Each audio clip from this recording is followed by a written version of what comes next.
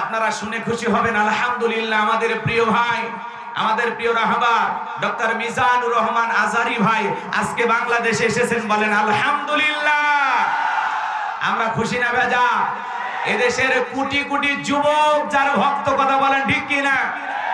Doctor Mizanur Rahman Azhari ভাই 2020 সালে যখন কোরআনের মাহফিলে বাংলাদেশে কথা বলেছিলেন, একটি মাহফিলে 10 লাখ 5 লাখ করে মানুষ কোরআন শোনার জন্য পঙ্গপালের মতো ছুটে যেত, কথা বলেন ঠিক কিনা? ডক্টর মিজানুর রহমান আজহারী ভাই আলহামদুলিল্লাহ আজকে তিনি বাংলাদেশে এসেছেন, আলহামদুলিল্লাহ বলেন। প্রিয় মাতৃভূমিতে এসে তিনি শুকরিয়া আদায় করেছেন এবং দেশবাসীর কাছে দোয়া চেয়েছেন। আমরা দোয়া করি আমাদের কলিজার টুকরা প্রিয় মুফাসসির প্রিয় ভাই ডক্টর মিজানুর রহমান আজহারীকে আল্লাহ পাক আল্লামা সাইদি হুজুরের উত্তরসূরি হিসেবে কবুল করুন, জোরে বলুন আমিন। আমরা তার কাছে বিনয়ের সহিত অনুরোধের ভাষায় বলবো, আমরা আল্লামা সাইদি হুজুরকে হারিয়েছি। বাংলাদেশের অনেক বড় বড় প্রোগ্রামে তিনি 2 দিন ব্যাপী, 3 দিন ব্যাপী, 5 দিন ব্যাপী তাফসীর মাহফিলে আলোচনা করতেন। তার রেখে যাওয়া ময়দানে উনি যাচাই বাছাই করে কিছু প্রোগ্রাম রাখবেন এবং ধারাবাহিকভাবে 3 দিন ব্যাপী, 5 দিন ব্যাপী তাফসীর মাহফিলে আজহারী ভাই কথা বলবেন। আপনারা কারা কারা চান 2 হাত তুলে আল্লাহকে দেখান, লিল্লাহি তাকবীর। আল্লাহ আমাদের প্রিয় ভাইকে সেই মেধা, সেই যোগ্যতা দান করুন, জোরে বলুন আমিন। যে আন্তর্জাতিক ভাবে বিশ্বের বিভিন্ন দেশে সফর করেছেন, গত কয়েকদিন আগে দক্ষিণ কোরিয়ায় কোরআনের দাওয়াত দিয়েছেন, আল্লাহু আকবার বলেন। বিশ্বের বিভিন্ন দেশে তিনি কথা বলেছেন। আমরা সেই প্রিয় মানুষটিকে বাংলাদেশে পেয়ে খুশি না বেজা? জোরে বলেন খুশি না বেজা? এই জন্য অনেকে স্লোগান দেয়, এদেশের এক শ্রেণীর নেতারাও স্লোগান দিত যে আগে 2000 সালের আগ পর্যন্ত বাংলাদেশের অলিতে গলিতে বিভিন্ন জায়গায় লসিমন করিমন হইতো, খাইরন সুন্দরী বানেসা পরি যাত্রা গান হইতো। এক নেতারা আফসোস করে বলতো, আরে সেই জায়গা যাত্রাপালা উঠে গেছে, এখন তাফসীর মাহফিলের আয়োজন করে যুবকেরা। এটা নিয়ে এদেশের এক শ্রেণীর মুসলিম নেতারা আফসোস করতো, কথা বলেন ঠিক কিনা? এই জন্য এই দেশের যুবকেরা যাত্রাপালা ছেড়ে, গান বাজনা ছেড়ে কোরআনের মাহফিলের আয়োজন শুরু করেছে। আমাদের বিশ্বাস, আমাদের দিল সাক্ষী দেয় 2024 সালের যুবকদের ভিতরে আমরা যে পরিবর্তন দেখতে পাচ্ছি, আগামীর বাংলাদেশ কোরআনের বাংলাদেশ, আগামীর বাংলাদেশ ইসলামের বাংলাদেশ, আগামীর পার্লামেন্টে আল্লাহর কোরআন প্রতিষ্ঠিত হবে ইনশাআল্লাহ। বাংলার জমিনে কোরআনের পার্লামেন্ট কায়েম হোক। কারা কারা চান 2 হাত তুলে মালিককে দেখা, লিল্লাহি তাকবীর।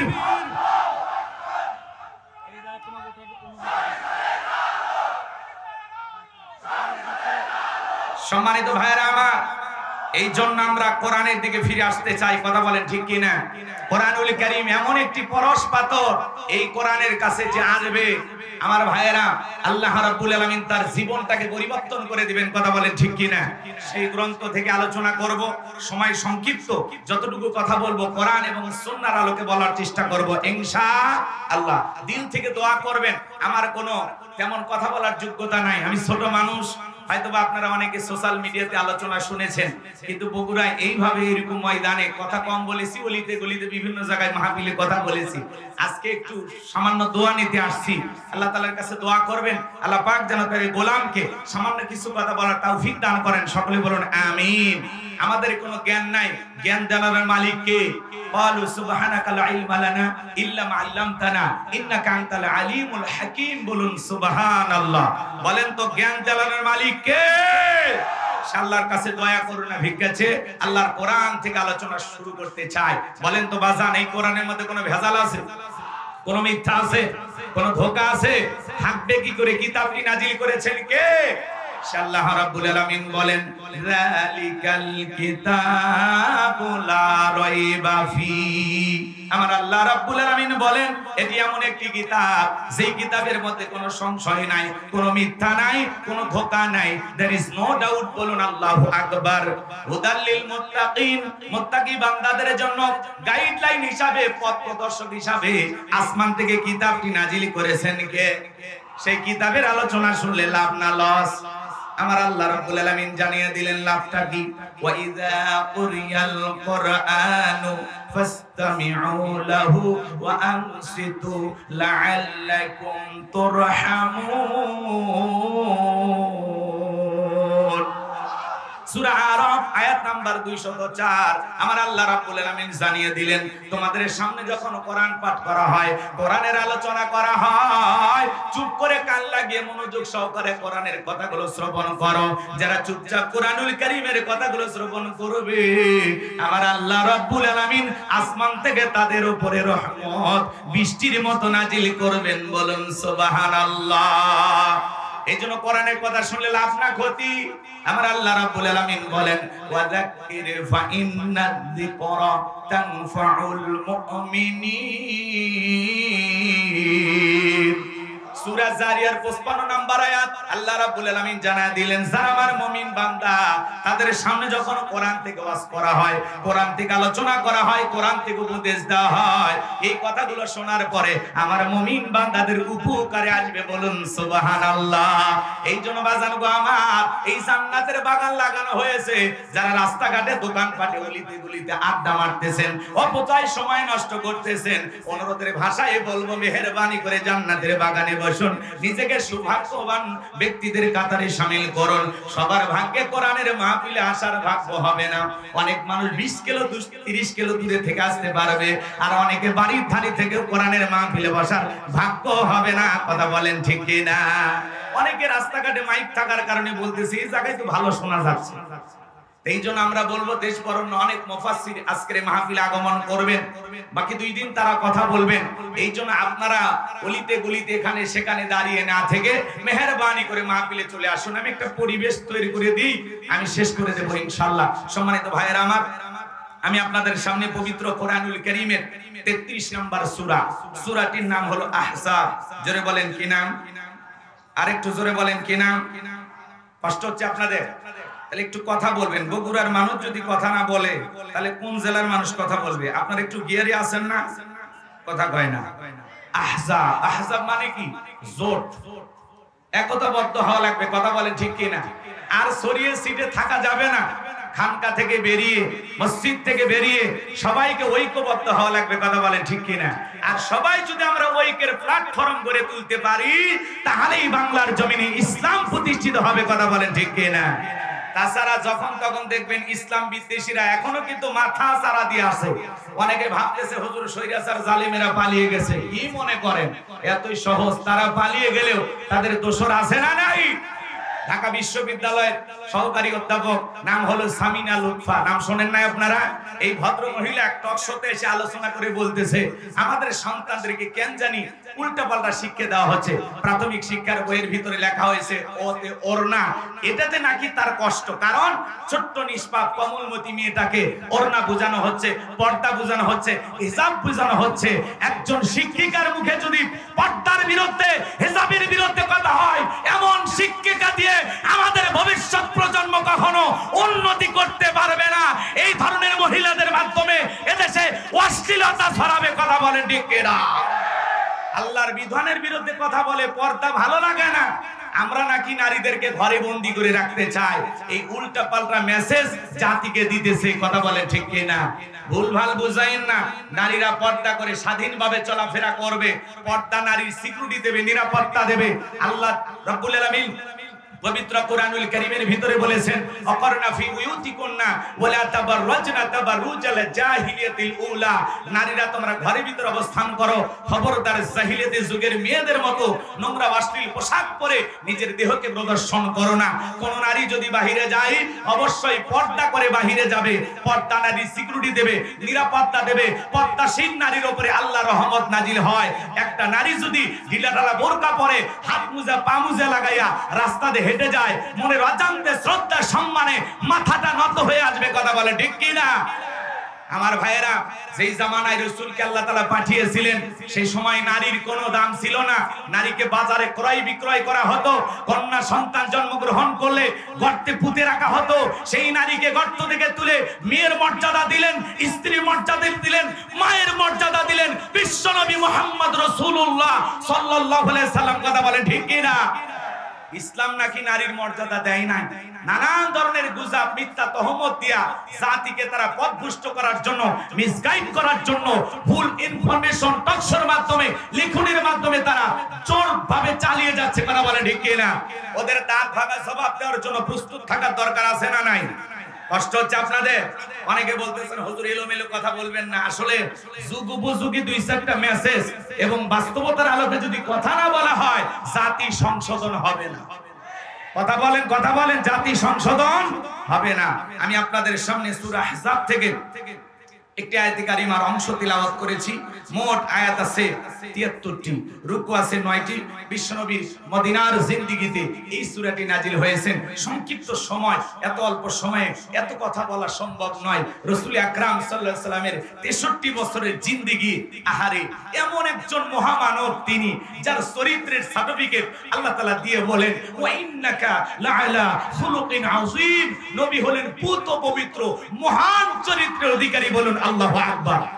আযীম আরবিতে এমন একটি শব্দ যার গভীরতা মাপা সম্ভব নয়। বলেন আল্লাহু আকবার। আটলান্টিক মহাসমুদ্রে কেউ যদি চামচ নিয়ে পানি ছেঁচার দায়িত্ব নেয়, আপনারা কি বলবেন? লোকটা সুস্থ আছে? এটা লোকটা কি পাগল? আমার ভাইয়েরা, আটলান্টিক মহাসমুদ্রের পানি হয়তোবা চামচ দিয়ে তুলতে তুলতে এক সময় শেষ হয়েও যেতে পারে, কিন্তু বিশ্বনবী রাহমাতুল লিল আলামিন, আপনার আমার প্রিয় নেতা, প্রিয় পয়গম্বর মুহাম্মদ রাসূলুল্লাহ সাল্লাল্লাহু আলাইহি সাল্লামের জিন্দেগি আলোচনা করে শেষ করা সম্ভব হবে না। চিৎকার মেরে বলেন আল্লাহু আকবার। কেমন নবী পেয়েছি? আল্লাহ তাআলা বলেন, লাকাদ কানা লাকুম ফি রাসূলিল্লাহি উসওয়াতুন হাসানাহ। তোমাদের জন্য উত্তম আদর্শ রয়েছে রাসূলের জিন্দেগির ভিতরে। কথা বলে ঠিক কিনা? আপনার আমার মডেল, আপনার আমার আদর্শ নাম কি? জোরে বলেন কি? মডেল শব্দ কিন্তু ভালো। আমরা মনে করি যারা কাপড় খুলে নাচানাচি করে এরা বুঝি মডেল। এ কথা কোন নাকি আপনারা রাগ করতেছেন? এরা মডেল না, এরা এই সমাজকে পতিতা বৃত্তির দিকে ঠেলে দেয়। কথা বলেন ঠিক কিনা? এই সমাজকে পবিত্র রাখতে হলে, এই সমাজকে সুন্দর রাখতে হলে রাসূল আকরাম সাল্লাল্লাহু আলাইহি ওয়াসাল্লামের জীবন আদর্শ ছাড়া অন্য কোন বিকল্প পদ্ধতি আর খোলা নাই। কথা বলেন ঠিক কিনা? এইজন্য আল্লাহ বলেন, রাসূলের জিন্দেগির ভিতরে রয়েছে তোমাদের জন্য উত্তম আদর্শ। সেই রাসূল আকরাম সাল্লাল্লাহু আলাইহি ওয়াসাল্লামের জিন্দেগি আমাদের অনুসরণ করার দরকার আছে না নাই? জোরে বলেন, দরকার আছে না নাই? এ বাজার গো আমার, বিশ্বনবী আপনার আমার আদর্শ নেতা। তিনি আদর্শ নেতা, আদর্শ নানা, আদর্শ বাবা, আদর্শ স্বামী। কথা বলেন ঠিক কিনা? আদর্শ সেনাপতি, আদর্শ রাষ্ট্রনায়ক বিশ্বনবী মুহাম্মদ রাসূলুল্লাহ সাল্লাল্লাহু আলাইহি সাল্লাম। তিনি কেমন আদর্শ নেতা ছিলেন একটু জানার দরকার আছে না নাই? কষ্ট মনের মধ্যে নেবেন না বাজান গো আমার। কেমন নবী আপনি আমি পাইছি, যেই নবীর চেহারার দিকে তাকাইলে পেটের ক্ষুধা নিবারণ হয়ে যাইতো। জমিনে পথ চললে আসমানের মেঘ এসে ছায়া প্রদান করত। যেই নবীর চেহারার উপরে মশা মাছি পড়া হারাম। যেই নবী আরে পথ দিয়ে যদি হেঁটে যায়, রাস্তার বালুকোনা গাছ গোছালি যা আছে সবাই রাসূল আকরাম সাল্লাল্লাহু আলাইহি সাল্লামের জন্য পাগল পারা ছিল। এই জন্য আল্লাহ রাব্বুল আলামিন বলেন, ওয়া মা আরসালনাকা ইল্লা রাহমাতাল লিল আলামিন। সমগ্র জাতির জন্য, মানব দানব জিন ইনসান সকলের জন্য আল্লাহ রাব্বুল আলামিন তার হাবিবকে রহমত স্বরূপ জমিনে প্রেরণ করেছেন। বলেন আল্লাহু আকবার। কেমন নবী আপনার আমার নবী? এ বাজান গো আমার, মসজিদের ভিতরে একজন ইহুদি পেশাব করে। বিশ্বনবী মুহাম্মদ রাসূলুল্লাহ সাল্লাল্লাহু আলাইহি সাল্লাম বসে দাঁড়িয়ে তিনি দেখতেছেন। হযরত ওমর ডেকে বলেন, নবী ইহুদিরা এত বড় সাহস মসজিদের মধ্যে পেশাব করে, আপনি শুধু আমাকে একবার অনুমতি দেন, এমন কোপ মারবো জীবনে আর কোনোদিন পেশাব লাগবে না।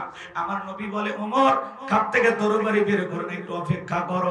ইহুদি মসজিদের ভিতরে পেশাব করতেছে।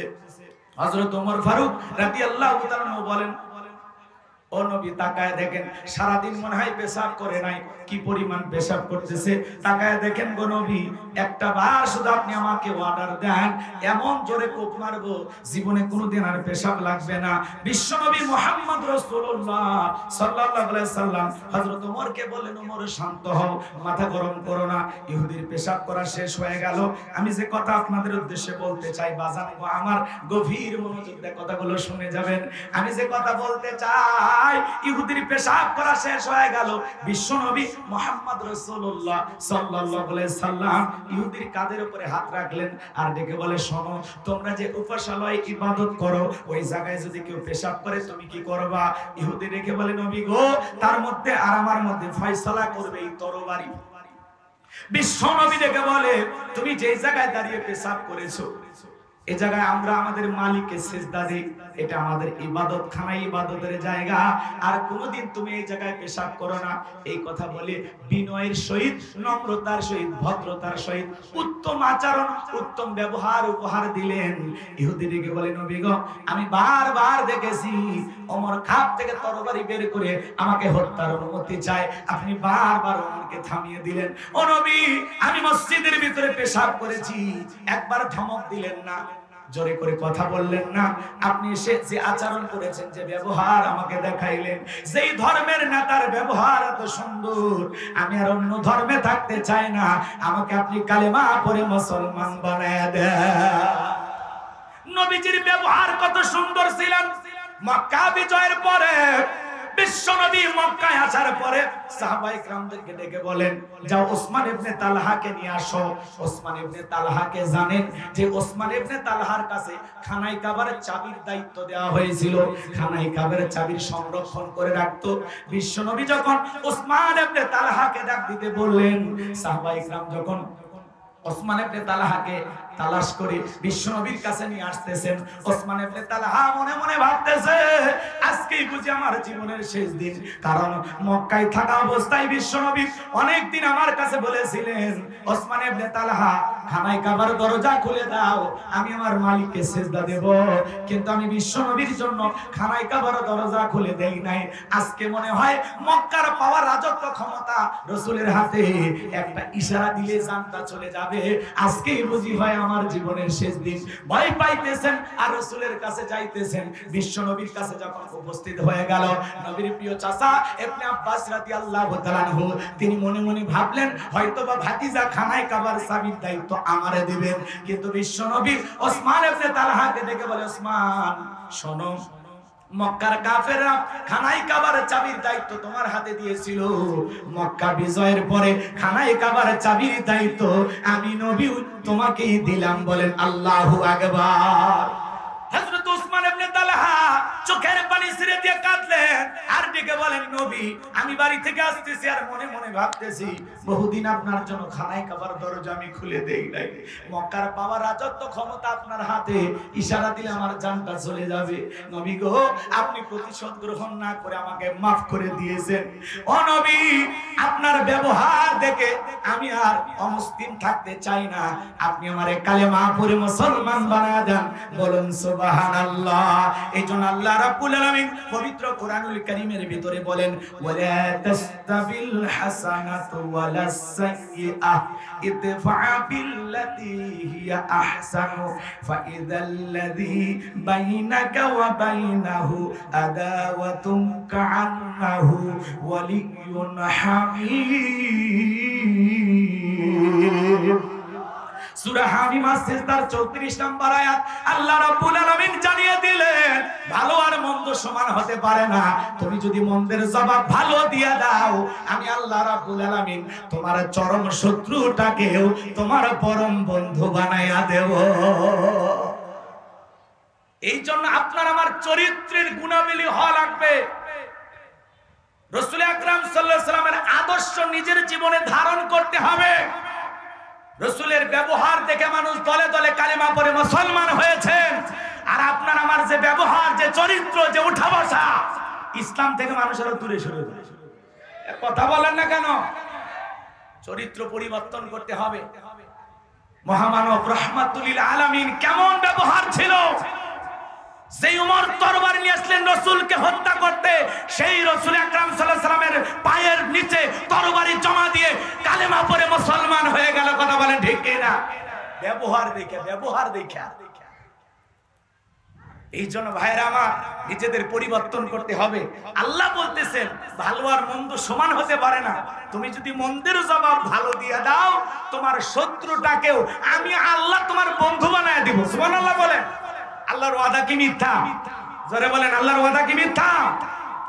এই জন্য ভাইয়েরা আমার, কেউ যদি আপনাকে গালি দেয় চুপ করে থাকেন, কেউ যদি সমালোচনা করে চুপ করে থাকেন, কেউ যদি বকাঝকা দেয় চুপ করে থাকেন, পাল্টা গালি দেবেন না। কথা বলে না কেন? কেউ বাজে কথা বলে তর্কে জড়ানোর দরকার নাই, সালাম দিয়ে বিদায় নেন। কথা বলে না কেন? সালাম দিয়ে কি নেবেন? বিদায় নেবেন। সূরা ফুরকানের ভিতরে স্পষ্ট আল্লাহ তাআলা বলেছেন, মূর্খ লোকেরা তর্ক করতে চায়, বিতর্কে তোমারে বিতর্কের ভিতরে নিয়ে যেতে চায়, আজেবাজে নানান কথা বলবে। খবরদার, কারোর সাথে তর্কে লিপ্ত হয় না। জাহেল মূর্খদের সাথে তর্ক না করে কি করো? সালাম দিয়ে ওখান থেকে কেটে বড় কথা বলেন, ঠিক কি না? এই জন্য আমাদের ব্যবহার ওই রকম হতে হবে ভাই। আমরা যদি কেউ গালি দেয়, তোরে দেখে নেবো, কয় তোরে দেখে নেবো, কয় তোর খবর আছে, কয় আমি কি আঙ্গুল চুষবো, তোরে দেখে নেবো, কয় সকাল 10টায় তোরে মারবো, কয় 10টা তো দূরের কথা রে, 8টায় তো খালাস করে ফেলে দেবে। এই যদি আমাদের ব্যবহার, এই যদি উগ্রতা ছড়ায়, আমাদের দ্বারা কখনো সমাজ পরিবর্তন হতে পারে? আমরা এখানে ওখানে সমালোচনা করি, সারা জীবন বলি ভাই কেউ হিংসা করবেন না, এ করবেন না, সে করবেন না। সব বিষয় দেখা যাচ্ছে আমাদের নিজের ভিতর। কথা কয় না?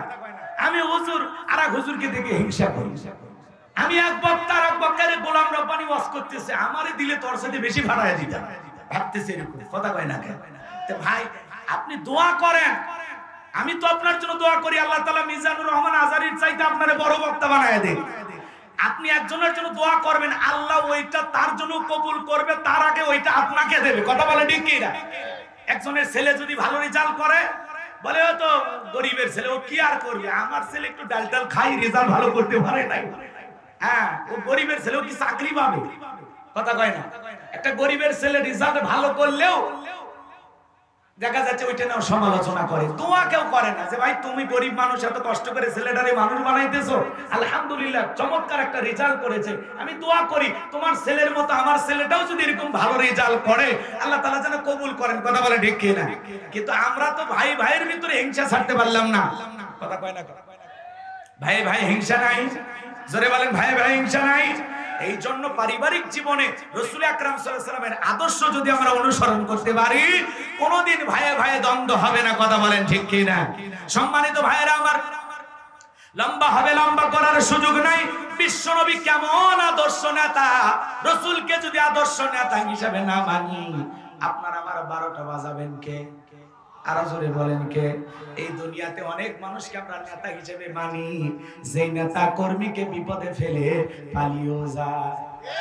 কথা বলেন ঠিক কে যা?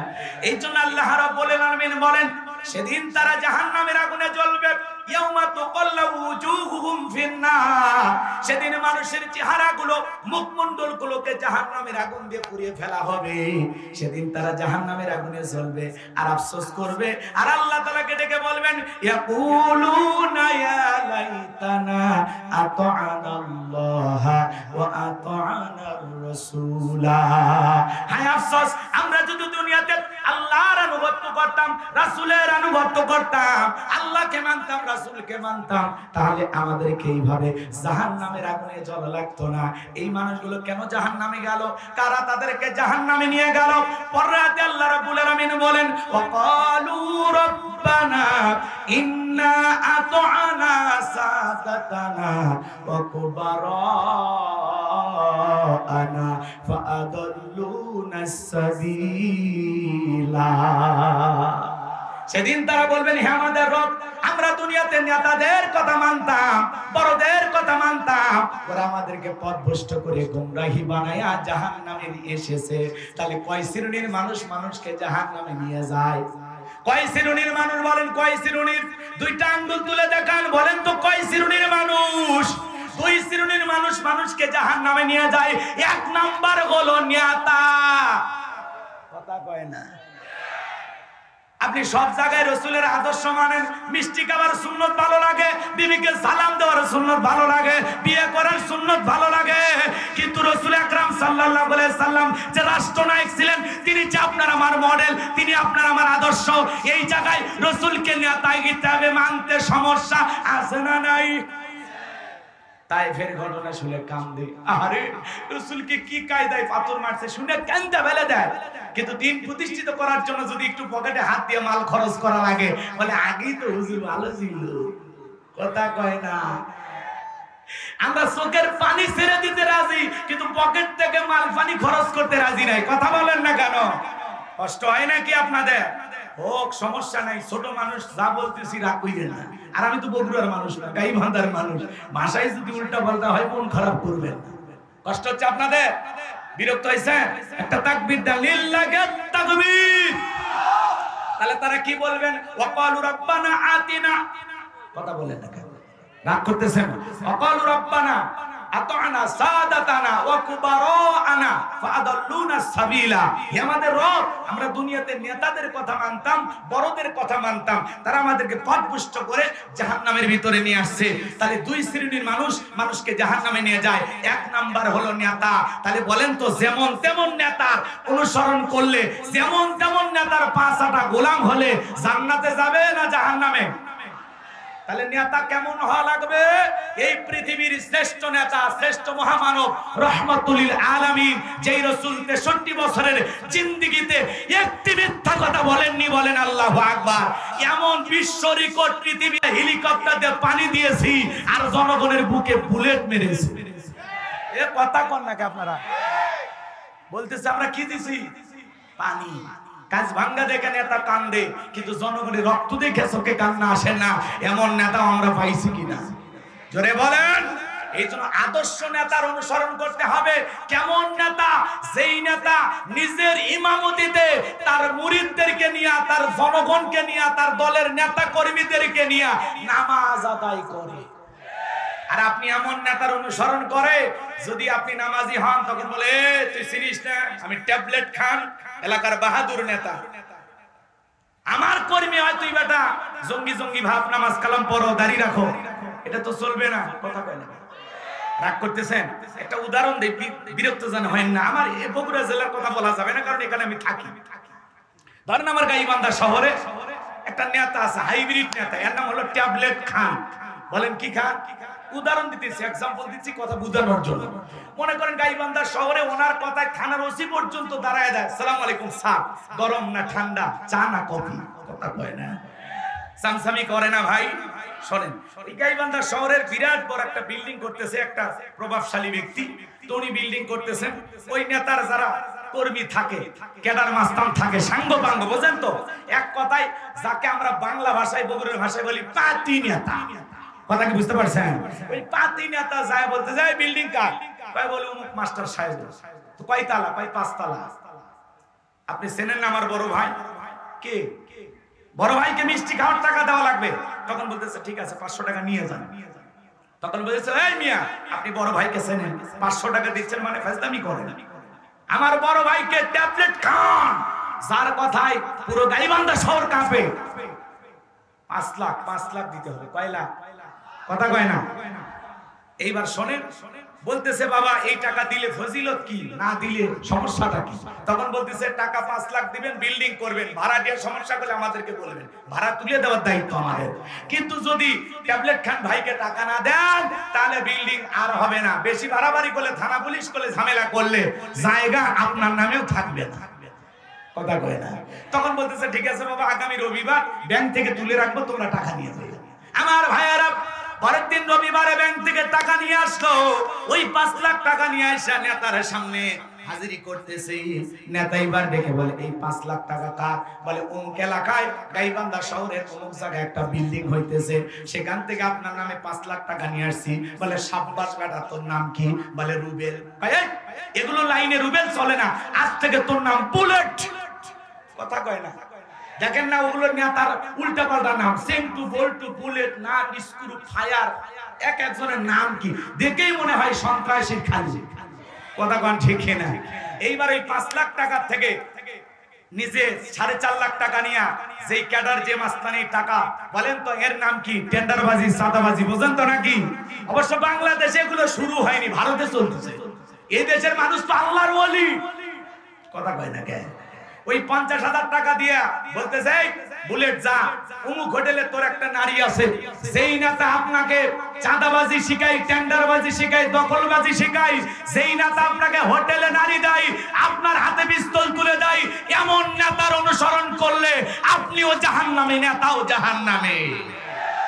কেমন নেতার অনুসরণ করতে হবে শোনেন। যেই নেতা নিজের ইমামতিতে কর্মীদেরকে নামাজ আদায় করে, যেই নেতা আপনাকে বলে আমার নাম বলে 10 টাকা চাঁদাবাজি করবি না, আমার দলের কর্মী পরিচয় দিলে তোকে 5 ওয়াক্ত নামাজ আদায় করতে হবে, কথা বলেন ঠিক কি না? এমন নেতাকে অনুসরণ করতে হবে, কথা বলেন। রাগ করতেছেন মনে হয়, কষ্ট মনের মধ্যে নেবেন না বাজান। বিশ্বনবী কেমন নেতা ছিলেন, কেমন মহামানব ছিলেন।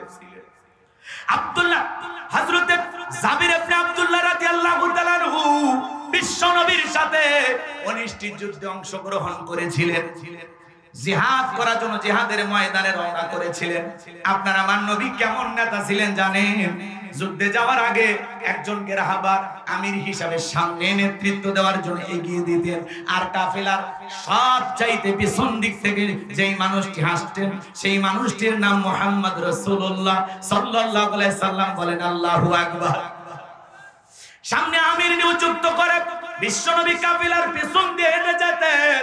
হযরতে জাবির ইবনে আব্দুল্লাহ যেই উটটা বহন করে যাইতেছেন, উটটা বড় ক্লান্ত, সফর করতেছে, উটটা সামনের দিকে যায় না, কাফেলার পেছনে পড়ে, মনটা বড় খারাপ। হযরতে জাবের মনটা খারাপ করে বললেন, জাবেরের মায়ের নাক ধুলাই মলিন হোক। এই কথা শোনার পরে বিশ্বনবী পিছন থেকে আওয়াজ ডেকে বলে, জাবের তুমি এই কথা কেন বলেছো? জাবের তুমি এই কথা কেন বলেছো? বিশ্বনবীর কাছে সাহাবীরা কখনো মিথ্যা কথা বলতেন না। মাথাটা নিচু করে ডেকে বলেন, নবী কাফেলার সবাই এগিয়ে যায়, আমার উটটা বড় দুর্বল, আমি সফর করতেছি, পিছনে পিছনে পড়ে যায়, এই জন্য আমি এই কথাটা বলেছি। আমার নবী ডেকে বলে, যাবে উট থেকে নেমে আসো। হযরতে জাবের নামলেন, বিশ্বনবী উটের 2টা পা ধরলেন, উটের পা ধরা মাত্র উটটা বসে পড়লেন। বিশ্বনবী তখন হালকা মৃদু আঘাত করলেন উটের উপরে। এরপরে হযরতে জাবেরকে বলেন, উটের উপরে ওঠো। হযরতে জাবের উটের উপরে উঠলেন। এইবার কাফেলার সমস্ত উটকে ছেড়ে এতটাই পাওয়ারফুল হয়ে গেল বিশ্বনবীর পবিত্র হাত মোবারক লাগার কারণে, কাফেলার সবচাইতে তেজিবান শক্তিশালী উটটা হযরতে জাবেরের উট পরিণত হয়ে গেল। বলেন আল্লাহু আকবার। সবাইকে পিছনে ফেলে এগিয়ে যেতে চায়। জাবের আবার মনে মনে ভাবে, রাসূল পিছনে আছে, আমি কেমনে এগিয়ে যাই? তারা রাসূলকে কতটা মহব্বত করতেন, কতটা সম্মান করতেন। আমার ভাইরা, হযরতে জাবেরের কাছে নবীজি সেই দিন একবার দুইবার নয়, হযরতে জাবেরের জন্য আল্লাহ তাআলার কাছে আমার নবীজি 19 বার তার কল্যাণ কামনা করে দোয়া করেছিলেন। নবীজি জাবেরের কাছে গেলেন, ডেকে বলে, জাবের তোমার মনটা কি খারাপ? মায়ের উপরে মন খারাপ? বলে, না গো নবী, আমার মায়ের উপরে মন খারাপ না। ডেকে বলে, তোমার বাবা যে মারা গেছে, তোমার বাবা কি কোনো ঋণ করে চলে গেছে? হযরতে জাবের মাথা নত করলেন, কিছুটা সময় কথা বললেন না। বিশ্ব নবী ডেকে বলে, জাবের কেন কোনো কথা বলতেছ না, কারণটা কি? হযরতে জাবের ডেকে বলেন, নবী আমার বাবা ইন্তিকালের পূর্বে অনেকগুলো ঋণ করে চলে গেছে, আমি আজও পর্যন্ত ঋণগুলো পরিশোধ করতে পারি না। বিশ্ব নবী ডেকে বলে, জাবের তোমার বাবা যে মারা গেছে, তোমার পরিবারের সদস্য কয়জন? বলে, আমার 7 জন বোন আছে। জাবের তুমি কি বিবাহ করেছো? বলে, হ্যাঁ আমি বিবাহ করেছি। কুমারী মেয়েকে বিবাহ করেছে? বলে, না স্বামী পরিত্যক্ত একটা নারীকে বিবাহ করেছি। আমার নবী ডেকে বলে, যাবে তুমি তো ইয়াং স্টার, একজন ইয়াং মানুষ, কেন তুমি স্বামী পরিত্যক্ত নারীকে বিবাহ করলা? ডেকে বলে, হুজুর আমার বাড়িতে 7 জন কুমারী মেয়ে আছে, আমার বোন আছে, তারা তো ইসলাম সম্পর্কে জানে না, ইসলাম সম্পর্কে অনেক জটিল মাসালা নিয়ে তারা প্রশ্ন করে, আমি তো জবাব দিতে পারি না।